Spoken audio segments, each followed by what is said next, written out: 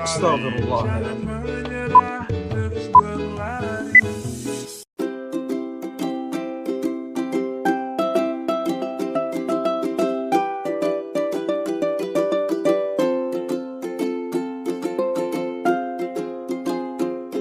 guys, berjumpa lagi dengan saya Prasidya Plawan. Di sini saya akan membahas tentang mata kuliah interaksi manusia dan komputer yang berjudul model memori jangka panjang, yaitu jaringan semantik, frame, dan script. Yang pertama saya akan membahas tentang jaringan semantik.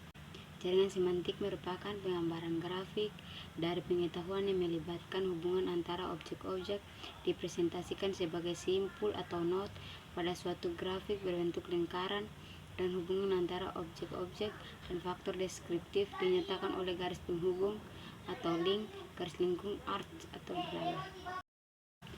Adapun tujuan dari jaringan semantik yaitu untuk mempresentasikan organisasi dari ide-ide dalam materi pembelajaran agar dapat dimanfaatkan sebagai alat bantu pembelajaran. Ini dia contoh jaringan semantik.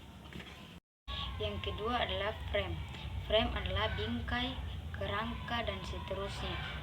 Arti frame sebagai kata kerja adalah membingkai, menyusun, menjebak, merumuskan, mendirikan, dan membingkaikan. Fungsi frame adalah menampilkan halaman lain tanpa menghilangkan halaman menu utama yang masih tepat dapat ditampilkan di layar browser. Ini dia contoh frame. Yang terakhir adalah script.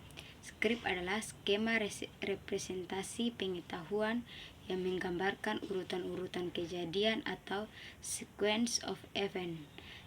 Script dilengkapi dengan elemen-elemen agar lebih memudahkan dalam memahami urutan kejadian. Yang pertama, track atau jalur, yaitu variasi yang memungkinkan terjadi dalam script. Yang kedua, kondisi input, yaitu situasi yang harus dipenuhi sebelum sesuatu kejadian terjadi. Yang ketiga, prop atau pendukung, yaitu objek pendukung yang digunakan dalam urutan peristiwa yang terjadi.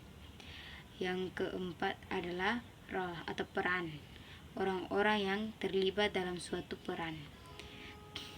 Yang kelima adalah scene atau adegan, urutan peristiwa aktual. Yang terakhir adalah hasil, yaitu kondisi akhir yang terjadi setelah urutan peristiwa dalam skrip terjadi.